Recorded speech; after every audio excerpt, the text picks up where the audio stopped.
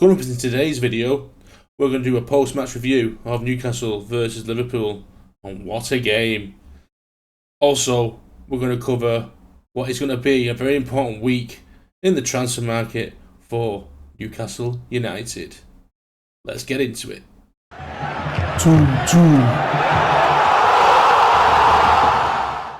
Okay, so I think we'll start off by giving a breakdown of what's actually happened in the game. First of all, what a game. What a game. It was absolutely... You couldn't take your eyes off it.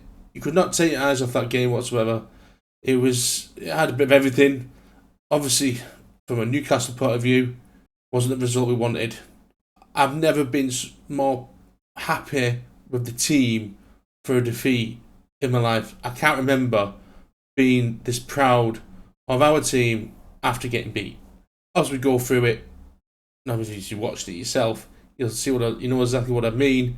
We were just immense, and let's just go through exactly what happened in the game. So we were quick out the blocks. We didn't allow Liverpool to breathe for the first 30 minutes. Closing down, penetrating, passing, breaking up play was superb. We did everything right, and it was what you sort of expected us to do, really. We were going at them, and obviously the whole message from us fans to our team was get into him, and that's what we did. We did from the off. We just didn't make it count. From all the penetrating runs and the passing and getting to the final third, we just lacked that final killer instinct to basically put them to the sword. We should have put them to the sword in that first 30 minutes, but we didn't, and we were made to suffer for it.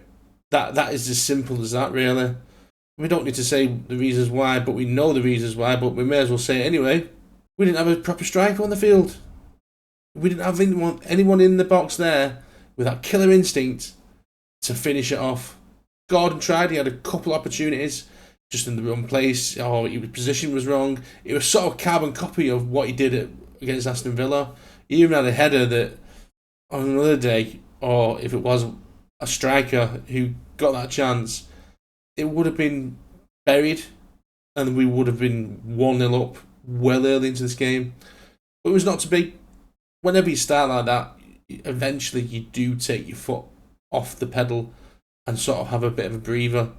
And that allowed Liverpool back in, and you couldn't have wrote it, really. You know, their first meaningful attack, I mean, the pot shot, really. You go and score. Should we close them down better? Maybe.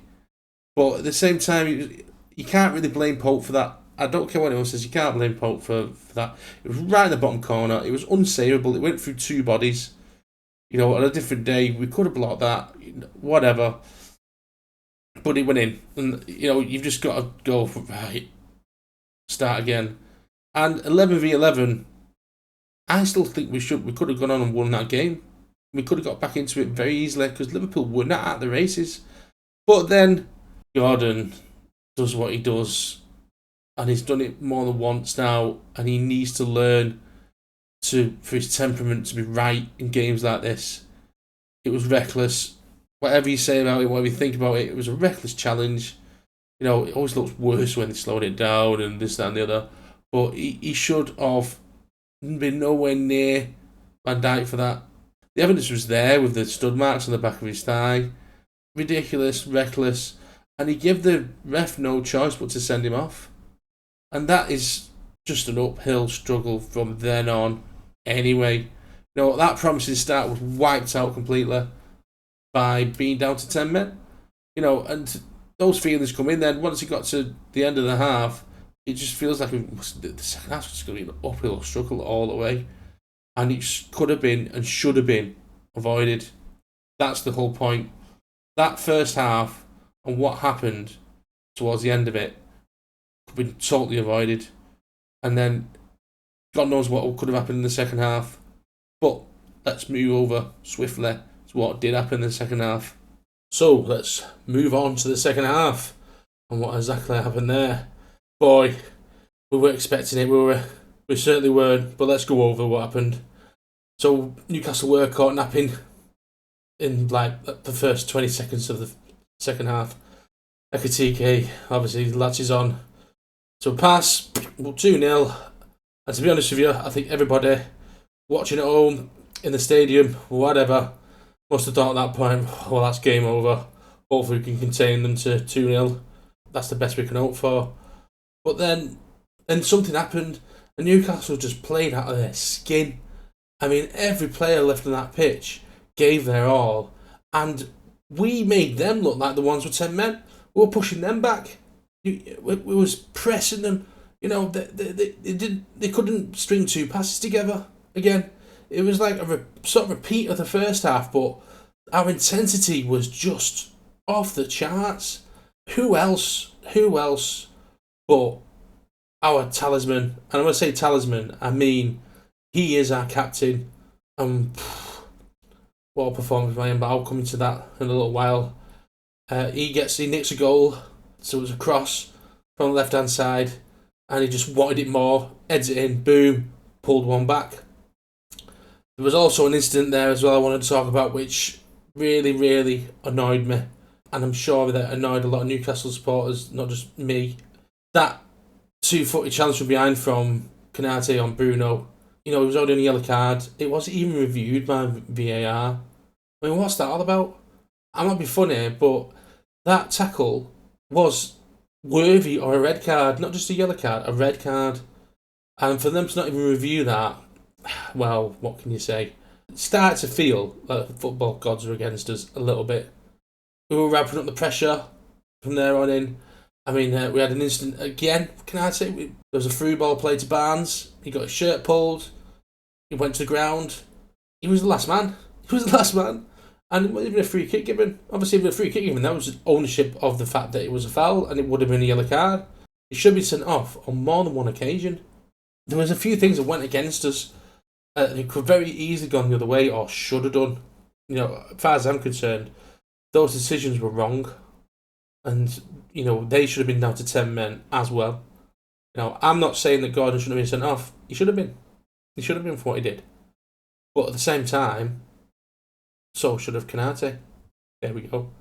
And then obviously, as the game progressed, we're pushing. I don't know if it's just because of the effort they've put in or what. We've ended up with 3 injuries, which, is a bit of an icing on the cake, sort of kicking them nuts, really, isn't it?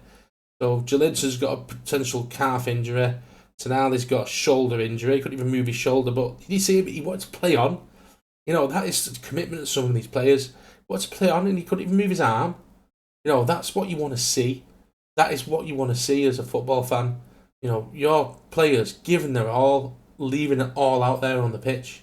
And Shah, obviously, he's got a concussion or suspected concussion. So the rules are he's out for 12 days. So he misses Leeds anyway. So that's 3 of our first team players that, by all accounts, they're all going to miss the next game. But I'll do another video on that later on in the week.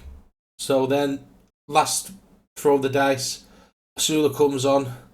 I mean, he gets his goal, and fair play to the lad. He's had to feed off crumbs, since he's joined Newcastle.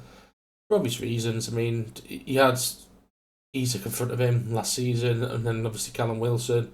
He was only going to get limited time anyway, and nothing's been mentioned of him this season so far in terms of being a striker that we can rely on.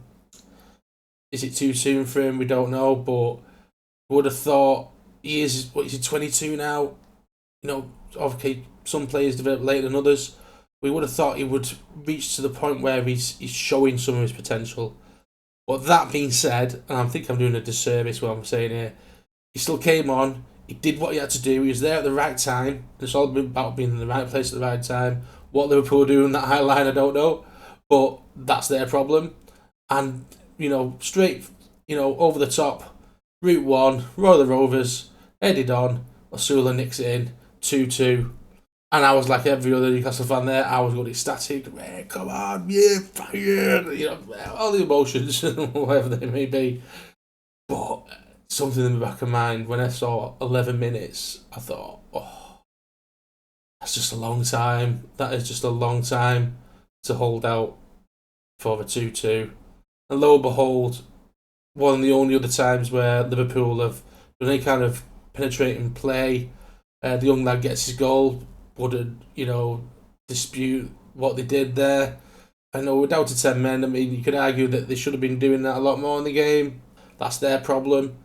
But at the same time, it's a cruel, cruel blow for Newcastle to have to endure that at the very end.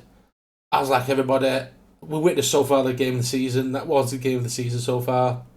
It was full of intensity. It had lots of controversial moments, quite a few talking points which really want, really, in terms of the sending offs and things like that. To get beat 3-2 at the end of it is cruel, but at the same time, for some reason, and a lot of Newcastle fans have said this as well, what I've seen on social media, we don't feel like we've lost. It's weird. It's very strange. It's a strange feeling.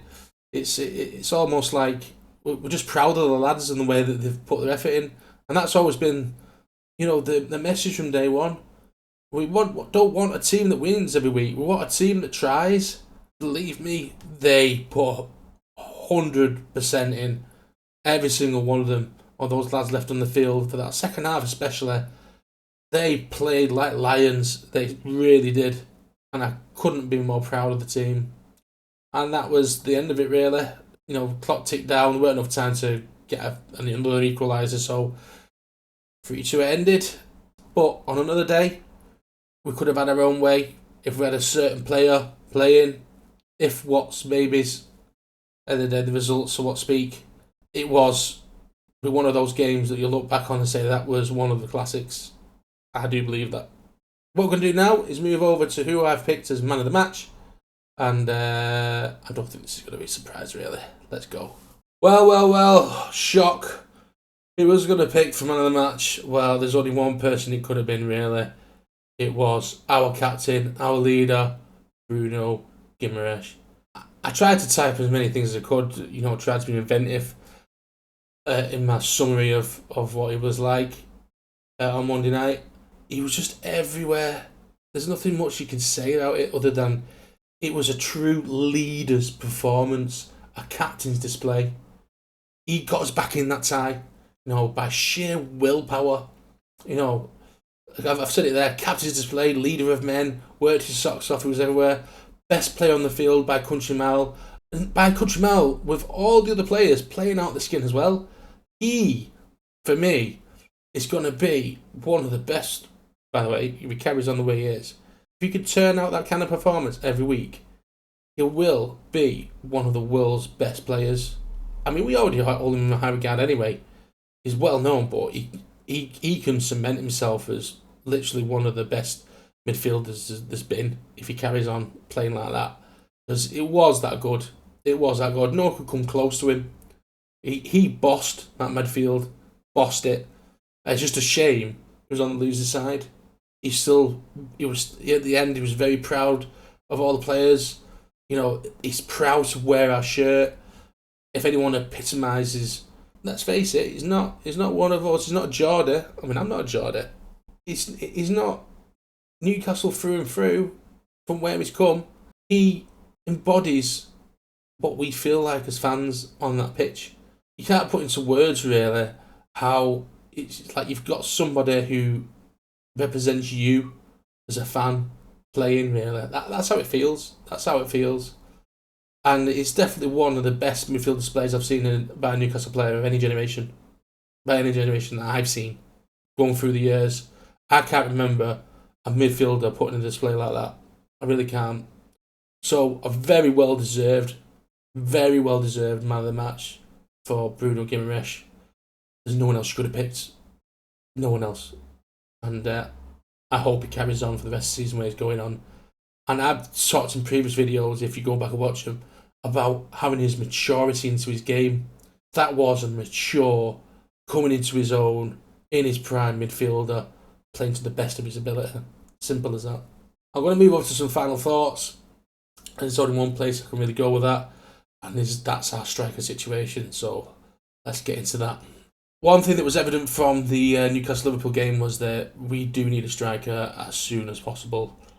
We've got somebody there in the form of Alexander Isak who, if he's watched that game, and if his trend of thought is not, I should be there helping my teammates. Instead of that, it's, I wish I was celebrating that win.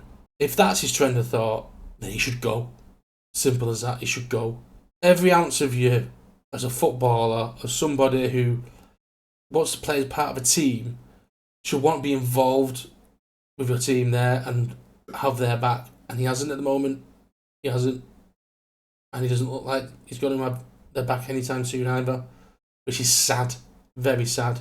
And I feel for those players that are out there against Liverpool. They needed someone leading the line who could also knock the goals in. And that was him. And he, again, let them down. Where that leads us, is he going to go? Is he going to stay? I don't know the answers to that. I mean, obviously, the chairman has been present now. He's gone and visited him.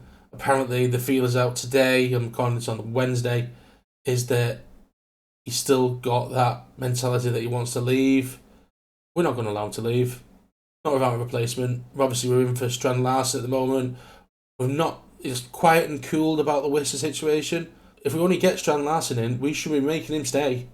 He should not be going anywhere, as far as I'm concerned. He should be forced to wait till at least next year. Until at least next summer. Because we've not replaced him. As in, like a body. A striker. We're not going to replace someone of his talent. There's nobody out there, let's be honest. What we want, though, is somebody who can come in and do a job. And at the moment, we haven't really got that. Asula aside. Just to wrap this up, I just want to talk about who we're in for at the minute, what I think of them. We're in for Strand Larsen. We're going to have our pants pulled down. Simple as that. I mean, Wolves are going to see us coming with that one. We should just pay the money. We should pay what they want. Go into, or that window shuts on September the 1st, and we do not have an additional striker in the door, be it whether it's Strand Larsen or Wissa, or someone else that might appear from the woodwork at this late hour, then we are in trouble for this season. It's still going to take quite a bit of convincing for Alexander Isak to come and play for us again.